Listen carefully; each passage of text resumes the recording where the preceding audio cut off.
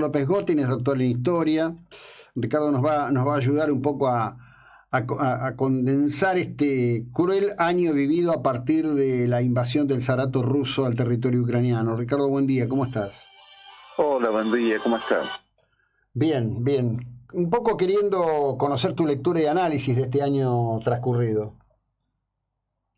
En principio tengamos en cuenta que esta es una segunda parte de una larga guerra, porque en realidad la ocupación rusa del territorio ucraniano comenzó en 2014, cuando anexa la península de Crimea, y luego provoca la secesión de parte de dos regiones, Lugansk y Donetsk, en mayo del 2014, y desde entonces hay partes del territorio ucraniano ocupadas por Rusia.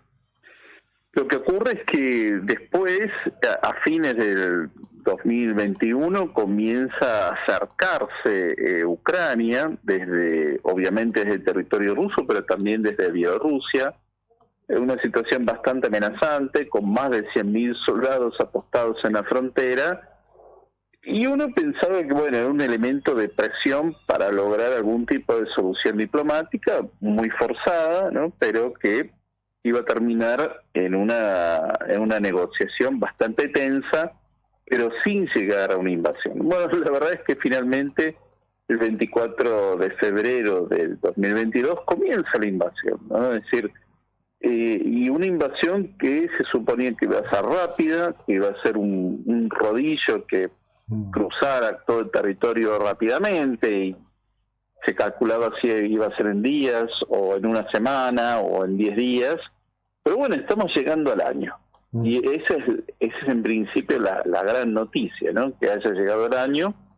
Y más allá del apoyo, obviamente, de armas por parte de la Alianza Atlántica, de la OTAN, y todo el apoyo económico de la Unión Europea, algo verdaderamente relevante es que tanto el pueblo ucraniano como el gobierno de Ucrania estuvieron a la altura de las circunstancias y entablaron una fuerte resistencia. Esto derrumba completamente esa leyenda de que Ucrania es lo mismo que Rusia.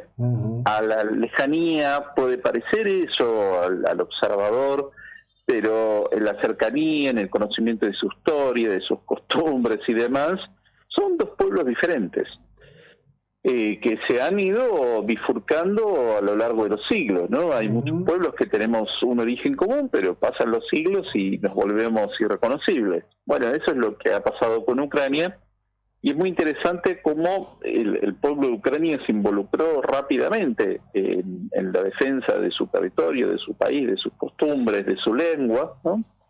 Y el presidente Zelensky se quedó, a pesar de todos los consejos para que huyera del país o estableciera en la capital, en Lviv, que es la zona más occidental de Ucrania. Se quedó en Kiev, asumió los costos de la guerra, y eso a su vez le da una gran autoridad moral para pedir ayuda a la Alianza Atlántica. No es solo la OTAN la que apoya a Ucrania, hay muchos otros países involucrados en esto.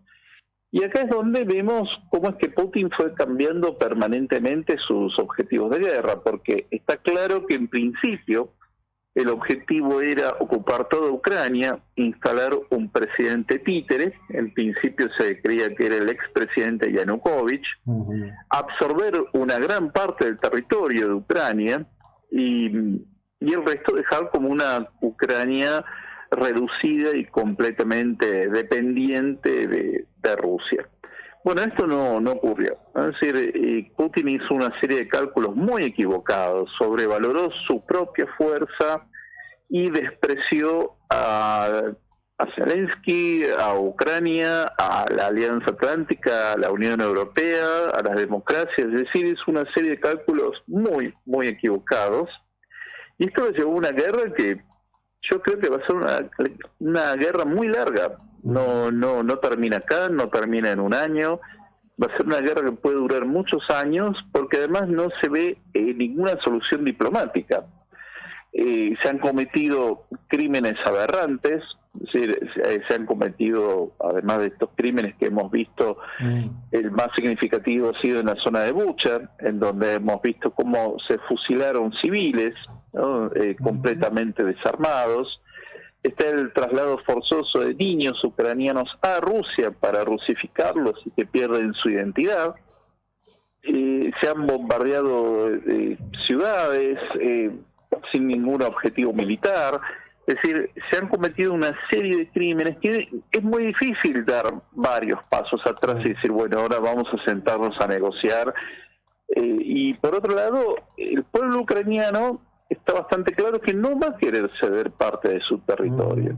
Después de todo este año de crímenes que se han cometido, de atrocidades, no hay ningún presidente que por muchos años no va a tener posibilidad de ceder ni un centímetro de territorio. Con lo cual, toda salida diplomática se ve muy lejos. Es decir, también es incomprensible esta postura de que, bueno, la culpa es de Zelensky por no haber cedido territorio, lo cual es una lectura muy extraña, pero bueno, hay gente que tiene esa lectura, ¿no? Es decir, que es el culpable por no haber cedido territorio, no haber sido parte de la población de Ucrania. Sí, es una situación muy compleja y en la que Rusia tiene algunos naipes importantes, ¿no? Primero es el poder atómico que tiene. Eso es un elemento que no se puede soslayar en el análisis, más allá de que hizo en varias ocasiones amenazas bastante claras de que podía usar el poder atómico, pero tengamos en cuenta que desde 1945 no se usan las armas atómicas. Claro.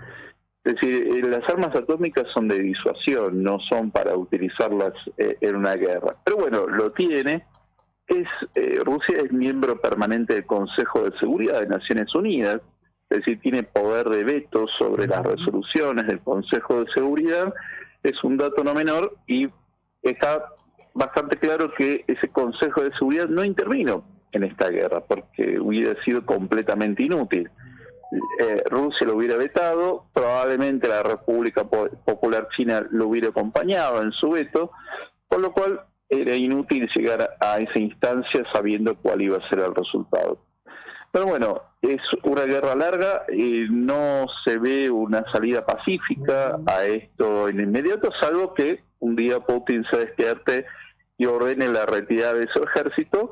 Y también es un dato importantísimo señalar que es la gran cantidad de mercenarios que están combatiendo del grupo Wagner. Se calcula que hay unos 40.000, pero de los cuales gran parte son ex-convictos. Y esto también habla de la falta de convicción de los soldados rusos para combatir, la falta de fortaleza moral para ir a este combate que muchos rusos en su intimidad deben suponer que es una guerra injusta, más allá de lo que tengan que decir públicamente, pero seguramente piensen que esta es una guerra injusta, que es una guerra que está costando muchas vidas inútilmente para satisfacer al líder del Kremlin. Sí, ahí hay varios aspectos, ¿no? En primer lugar voy a decir un chusco, porque esto de pensar que rusos y ucranianos son iguales es como cuando te dicen, bueno, uruguayo o argentino, ¿qué importancia tiene, no? Es cierto que nos parecemos en mucho, pero también hemos construido nuestras diferencias y en la política se advierte claramente, ¿no?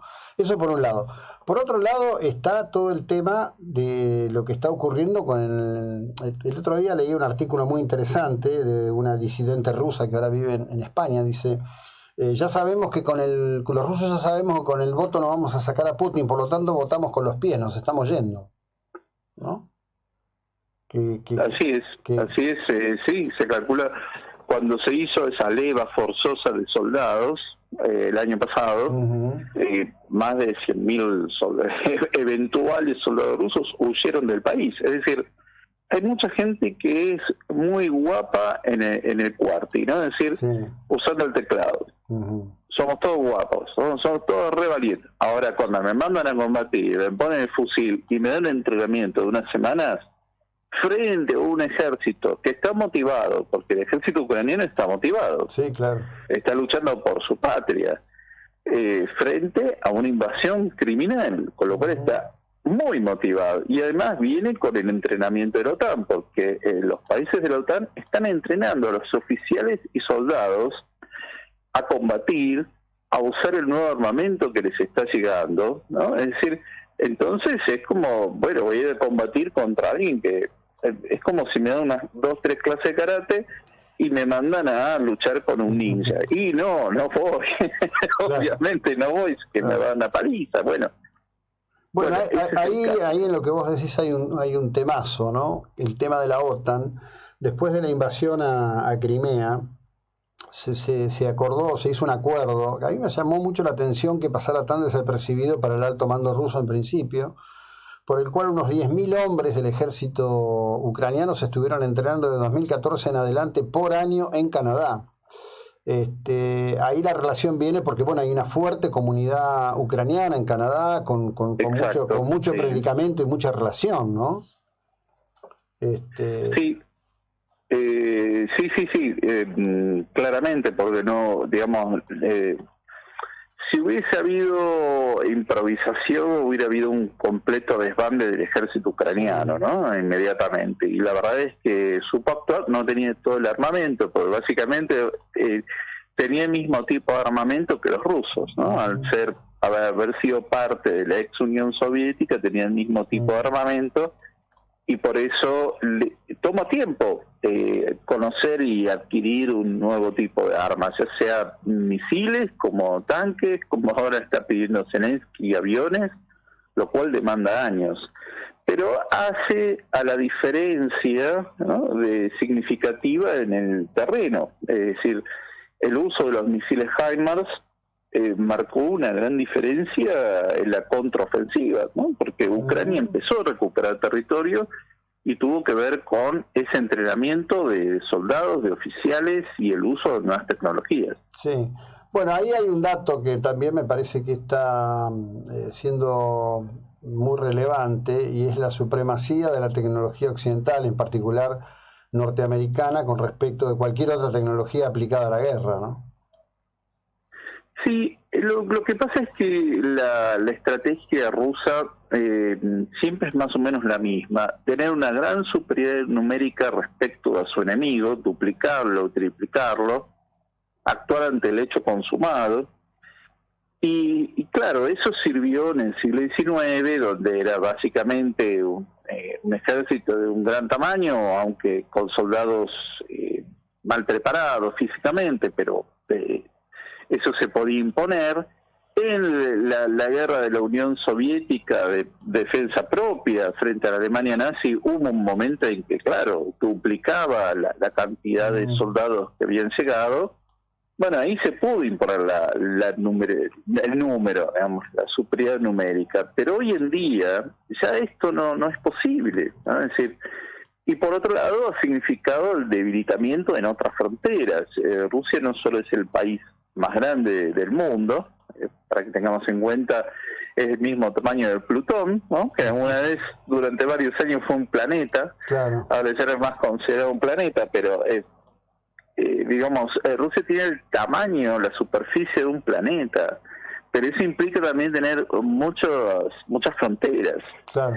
Y las ha descuidado, y por otro lado ha expuesto sus enormes debilidades en el ejército, todos los problemas logísticos, que no son casuales, sino que se ven a la a la corrupción endémica estructural que tiene el ejército ruso, el gobierno ruso y todo el sistema político. Sí. El tema de la corrupción en Rusia, poco citado porque otros temas lo tapan, hacen palidecer la corrupción de cualquiera, te diría. Es increíble, es estructural, digamos, es ideológica y cultural. De la Unión Soviética. La Unión Soviética es un sistema intrínsecamente corrupto. Tal cual. Bueno, como siempre, te agradezco enormemente el tiempo y la ilustración que nos dedicás. Muchísimas gracias, buena jornada. Muchas gracias, José Luis. Buena semana. Igualmente. Ricardo López Gotting, doctor en Historia, 8:45.